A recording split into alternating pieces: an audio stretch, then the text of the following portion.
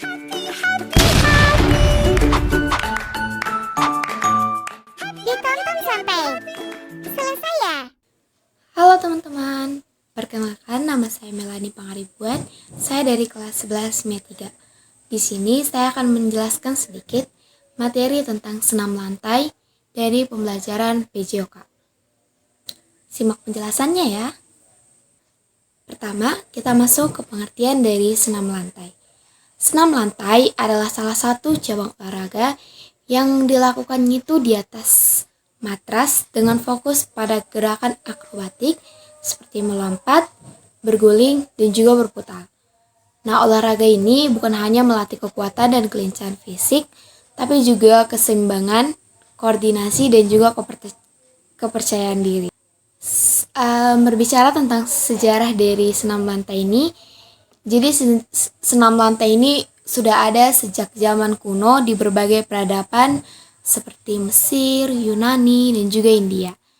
Nah, pada masa itu senam lantai ini digunakan sebagai bagian dari ritual keagamaan, latihan militer, dan juga pertunjukan hiburan.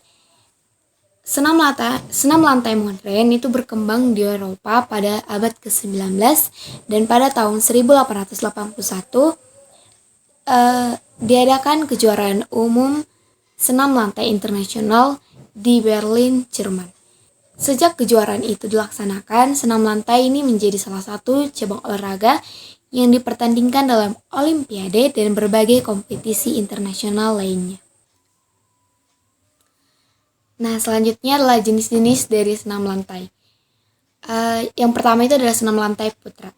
Untuk senam lantai putra, ini menggunakan 6 alat, yaitu peti lompat, palang tunggal, palang sejajar, palang tinggi, kuda-kuda pelana, dan juga lantai. Yang kedua adalah senam lantai putri. Untuk senam lantai putri menggunakan 4 alat, yaitu meja lompat, balok keseimbangan, palang sejajar, dan juga lantai. Yang ketiga ada senam lantai aerobik. Senam lantai aerobik ini merupakan jenis senam yang dilakukan dengan iringan musik. Selanjutnya ada senam lantai ritmik. Senam lantai ritmik ini merupakan jenis senam lantai yang dilakukan dengan menggunakan alat bantu seperti pita, bola, gada, dan juga simpai. Manfaat dari kita melakukan senam lantai ini yang pertama itu bisa meningkatkan kekuatan otot tulang kita. Yang kedua, bisa meningkatkan keseimbangan dan juga koordinasi tubuh. Yang ketiga, untuk meningkatkan kelenturan dan juga kelincahan tubuh. Yang keempat, meningkatkan stamina dan daya tahan tubuh. Yang kelima, membentuk tubuh yang ideal. Dan yang keenam, ternyata senam lantai ini juga bisa untuk meningkatkan kepercayaan diri kita dan juga bisa untuk mengurangi stres dan depresi. Senam lantai ini juga memiliki banyak macam gerakan yang bisa dikelompokkan menjadi beberapa kategori. Jadi kategori yang pertama itu adalah gerakan guling. Nah, gerakan guling ini adalah gerakan di mana kita berguling ke depan atau ke belakang dengan menggunakan bagian tubuh tertentu. Jadi gerakan guling ini ada beberapa gerakan juga. Yang pertama itu ada guling ke depan. Jadi guling ke depan ini adalah gerakan berguling ke depan dengan menggunakan bagian belakang tubuh mulai dari tengkuk, punggung, pinggang, dan panggul. Teman-teman boleh sambil melihat gambarnya untuk lebih memahami lagi. Yang kedua adalah guling belakang. Jadi guling belakang ini adalah gerakan berguling ke belakang dengan menggunakan bagian depan tubuh mulai dari dada, perut, paha, dan juga telapak kaki. Selanjutnya yang ketiga adalah guling lenting. Guling lenting ini adalah gerakan berguling ke depan dengan kombinasi tolakan tangan dan kaki untuk menghasilkan efek lenting. Yang keempat adalah guling ke samping. Jadi guling ke samping ini adalah gerakan berguling ke samping dengan menggunakan badan sebagai tumpuan. Kayaknya gerakan guling ke samping ini menarik buat dicoba deh. Oke, itu untuk kategori yang pertama. Selanjutnya kita masuk ke kategori yang kedua, yaitu gerakan melompat. Nah, gerakan melompat itu adalah gerakan yang melibatkan melompat ke atas dengan menggunakan kekuatan kaki dan juga lengan. Nah, untuk gerakan melompat ini yang pertama itu ada lompat kanguru, yaitu gerakan melompat ke atas dengan kedua kaki dirapatkan dan tangan di samping tubuh. Yang kedua adalah lompat jongkok.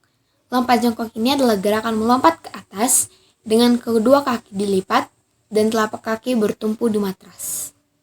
Yang ketiga adalah lompat harimau. Lompat harimau adalah gerakan melompat ke atas dengan kedua kaki dirapatkan dan tangan diayun ke depan. Oke, itu untuk gerakan melompat. Selanjutnya kita masuk ke kategori yang ketiga, yaitu gerakan berputar. Jadi gerakan berputar adalah gerakan yang melibatkan putaran tubuh di sekitar poros tertentu. Contohnya kayak yang pertama ada salto. Mungkin teman-teman udah sering dong yang namanya melakukan gerakan salto. Jadi untuk lebih jelasnya, salto itu adalah gerakan melompat ke depan dengan putarannya itu 360 derajat di udara. Selanjutnya adalah gerakan handstand. Gerakan handstand adalah gerakan berdiri di atas tangan dengan tubuh tegak lurus ke atas. Jadi untuk handstand itu yang menahan tubuh itu adalah tangan. Selanjutnya adalah gerakan headstand. Jadi gerakan headstand ini adalah gerakan berdiri di atas kepala dengan tubuh tegak lurus ke atas. Jadi kalau untuk handstand tadi itu yang menjadi tumpuannya itu tangan, tapi kalau seandainya untuk headstand yang menjadi tumpuannya itu kepalanya. Selanjutnya adalah cartwheel. Cartwheel ini itu sama dengan gerakan meroda. Jadi cartwheel ini adalah gerakan berputar ke samping dengan menggunakan tangan sebagai tumpuan. Jadi mungkin cartwheel ini adalah nama lain dari meroda. Oke, selanjutnya kita masuk ke kategori yang keempat, yaitu gerakan keseimbangan. Jadi gerakan keseimbangan senam lantai ini adalah gerakan yang membutuhkan kemampuan untuk menjaga keseimbangan tubuh dalam berbagai posisi.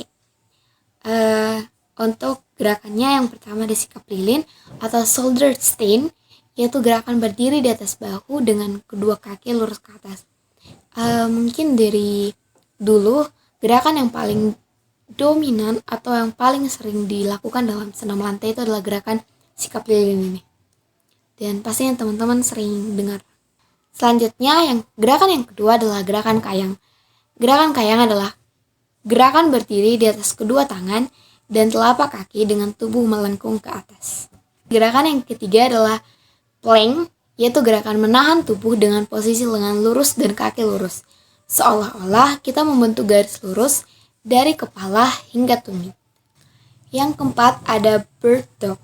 Gerakan bird dog ini adalah gerakan merangkak dengan mengangkat satu tangan dan kaki berlawanan secara bersamaan.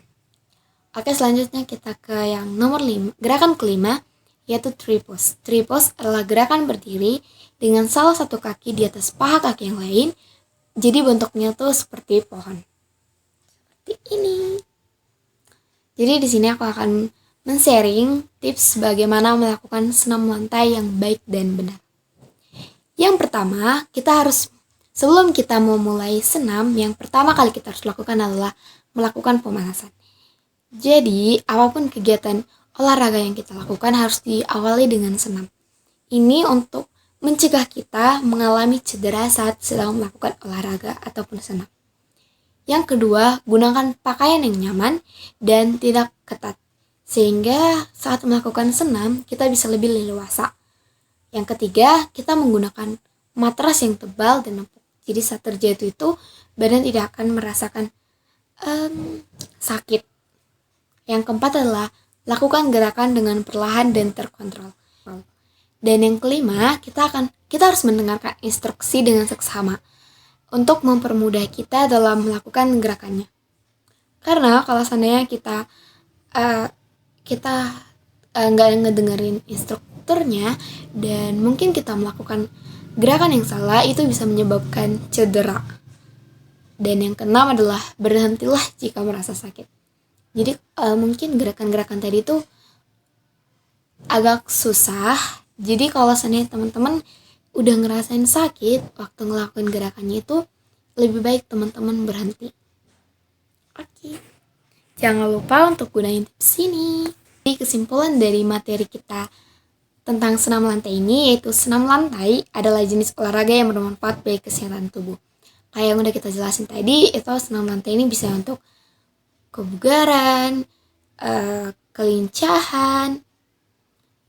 Terus senam lantai ini bisa dilakukan oleh semua orang tanpa pandang usia selama kita masih sanggup untuk melakukannya. Oke teman-teman, jadi materi senam lantai sampai di sini dulu. Kalau seandainya teman-teman ada yang mau ditanyakan atau ada yang bingung dari penjelasanku, kalian boleh nanya di kolom komentar atau mungkin kalian boleh cari di Google atau nanya ke guru Penjasnya. Jadi terima kasih karena udah dengerin penjelasanku, dan aku harap kalian bisa dapetin pengetahuan yang berguna dari presentasi ini ya, walaupun gini doang. Good luck. Bye bye. Oh ya, jangan lupa untuk like, comment, and subscribe. Bye bye.